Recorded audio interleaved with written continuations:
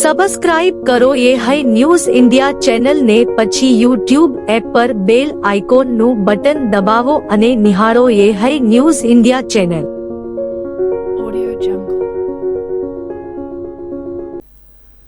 વાવ થરાદ જિલ્લામાં cyber crime સામે ચાલી રહેલી કાર્યવાહી દરમિયાન વાવ પોલીસે મોટી સફળતા મેળવી છે.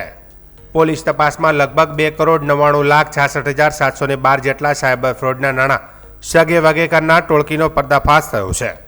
આ મામલે વાવ પોલીસ મથકે બાબર તાલુકાના દેથળી ગામના 6 શખ્સો સામે ફરિયાદ નોંધાઈ કાયદેસરની કાર્યવાહી હાથ ધરવામાં આવી છે.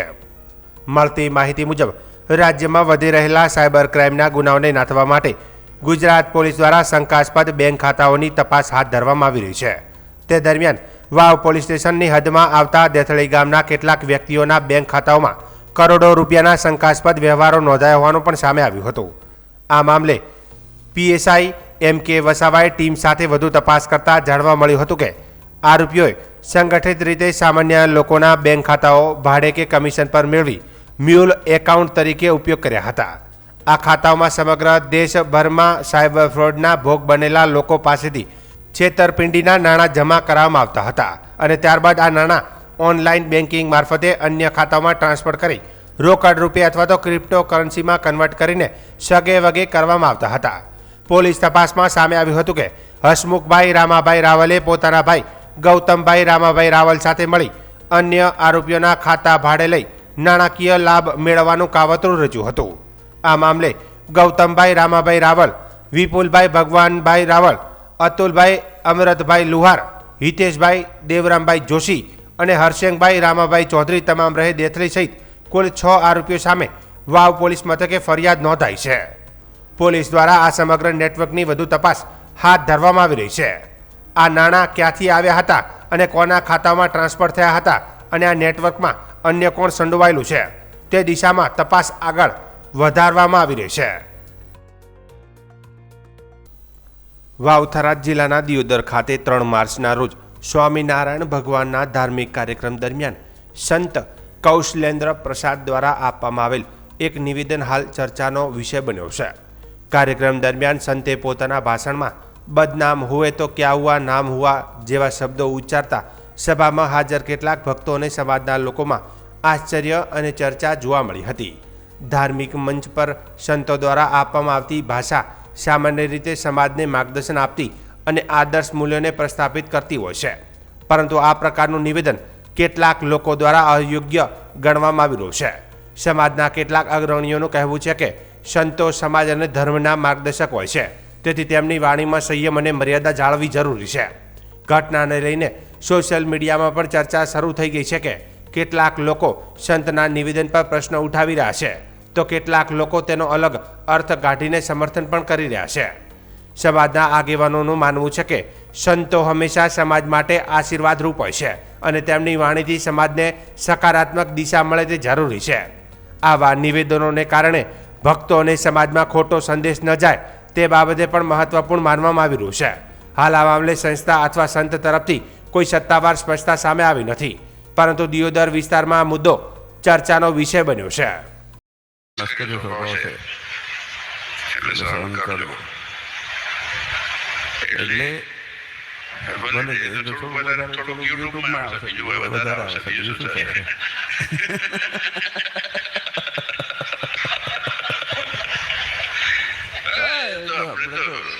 बदनाम हुए तो क्या हुआ, नाम तो हुआ. ये महाराजे કીધું કે અને કૃષ્ણ ભગવાને કીધું, બધા ભગવાને કીધું કે શત્રુ ભાવે, મિત્ર ભાવે, દુશ્મન ભાવે, ફલાણા ભાવે, કંઈ છેલ્લે તો સ્વામિનારાયણ ભગવાનનું નામ દેશે ને. વાવ થરાદ જિલ્લાના દિયોદર તાલુકાના બોડા ગામમાં દારૂના વધતા પ્રભાવને અટકાવવા માટે સમસ્ત ગ્રામજનોએ દારૂબંધી લાગુ કરવાનો મહત્વપૂર્ણ નિર્ણય લીધો છે. ગ્રામજનોએ બેઠક યોજી ગામમાં દારૂ પીનારને 5100 અને દારૂ બનાવનાર અથવા તો વેચનારને 51,000નો દંડ ફટકારવાની કડક જોગવાઈ નક્કી કરી છે. મળતી માહિતી મુજબ બોડા ગામમાં છેલ્લા કેટલાય સમયથી દેશી દારૂનું વેચાણ વધી રહ્યું હતું, જેના કારણે ગામના યુવાનોમાં ખરાબ અસર જોવા મળી રહી હતી અને ઘણા યુવાનો બરબાદીના માર્ગે ધકેલાઈ રહ્યા હોવાની ચિંતા ગ્રામજનોએ વ્યક્ત કરી હતી. આ પરિસ્થિતિને ધ્યાનમાં રાખીને શુક્રવારે બોડા ગામમાં સમસ્ત ગ્રામજનોએ બેઠક યોજી દારૂબંધી અંગે મહત્વપૂર્ણ નિર્ણય લીધો હતો. ખાસ કરીને ઠાકોર સમાજના યુવાનો સહિત ગ્રામજનો દ્વારા ગામને નશામુક્ત બનાવવા માટે કડક પગલાં લેવા સંકલ્પ કરવામાં આવ્યો હતો. બેઠકમાં નક્કી કરવામાં આવ્યું કે ગામમાં કોઈ વ્યક્તિ દારૂ પીતા ઝડપાશે તો તેને 5100નો દંડ ફટકારવામાં આવશે. જ્યારે દારૂ બનાવતા અથવા તો વેચતા ઝડપાશે તો 51,000નો ભારે દંડ કરવામાં આવશે.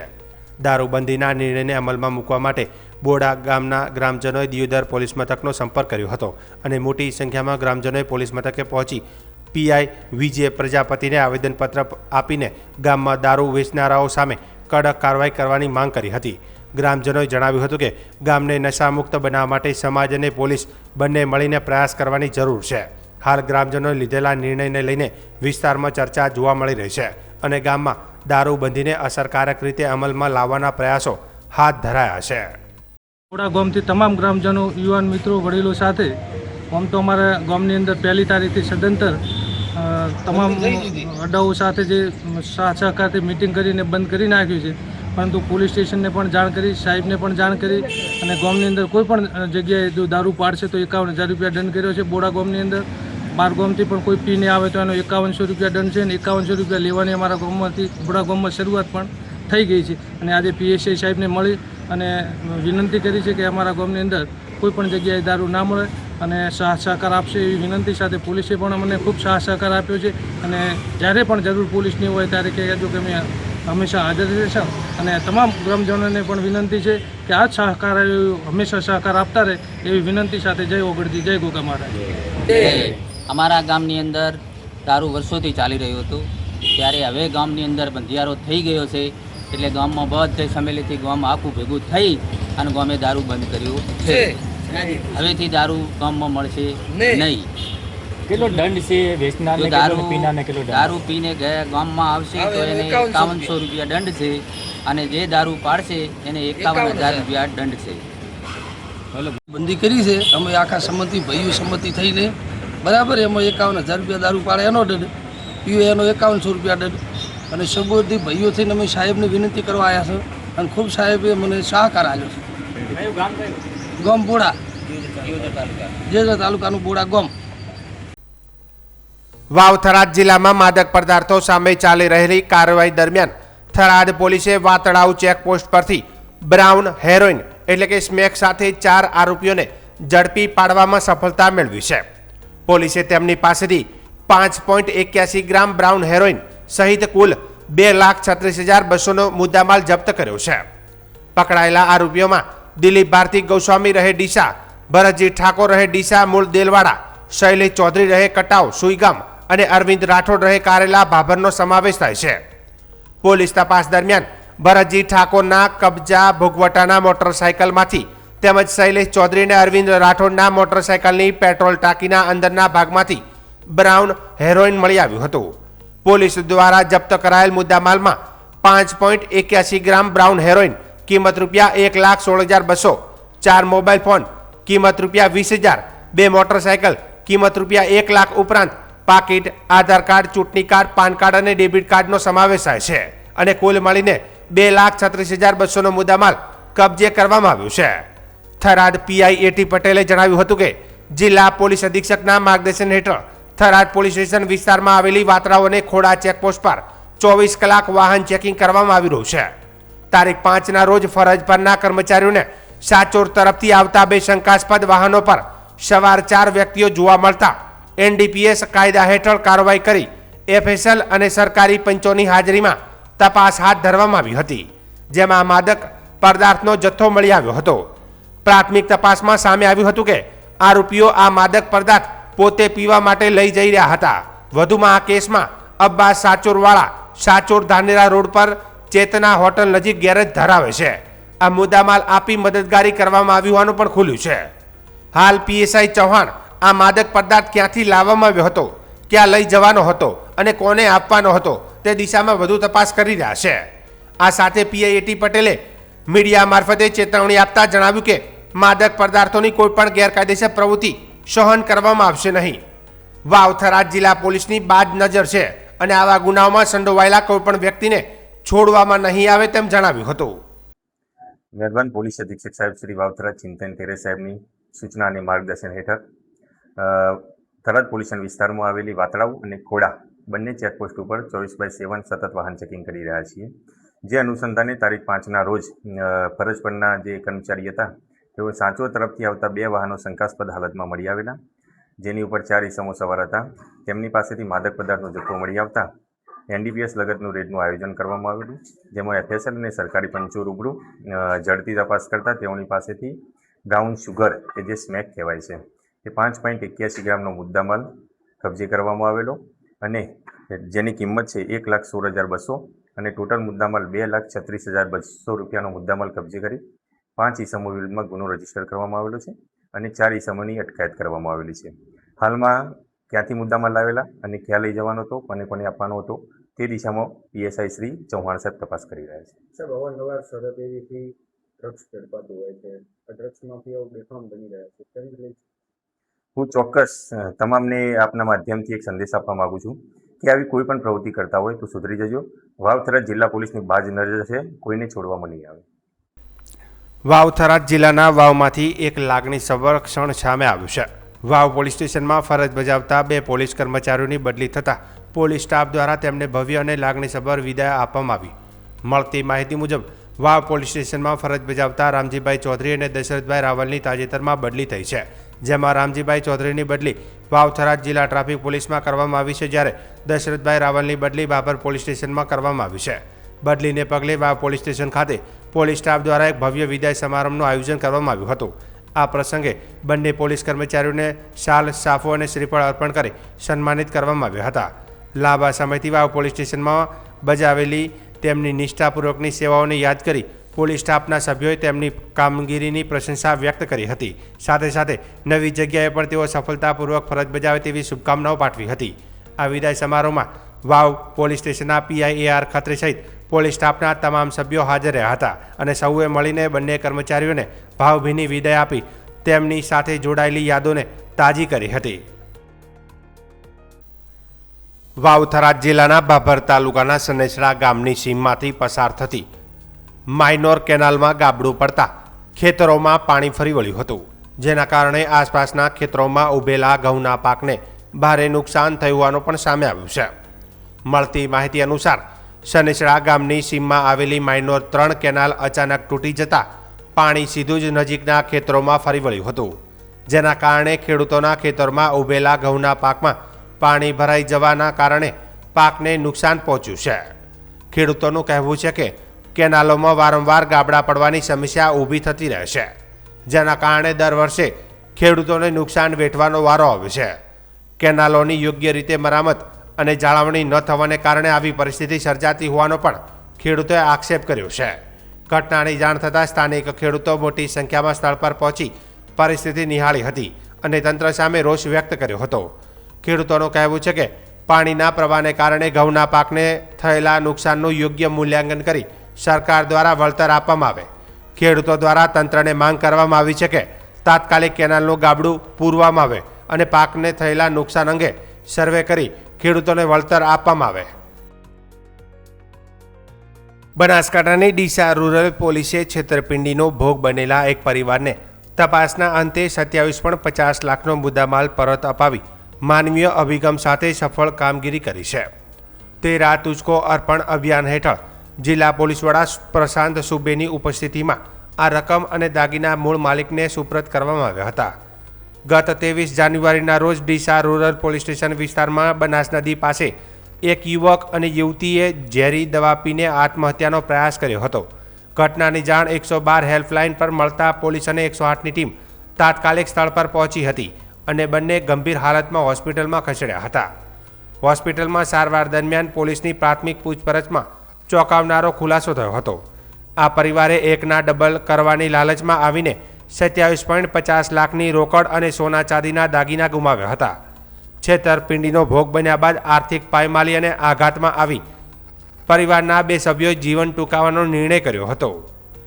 હોસ્પિટલમાં રજા મળ્યા બાદ પરિવારે નોંધાવેલી ફરિયાદના આધારે ડીસા રૂરલ પોલીસે તપાસના ચક્રો ગતિમાન કર્યા હતા.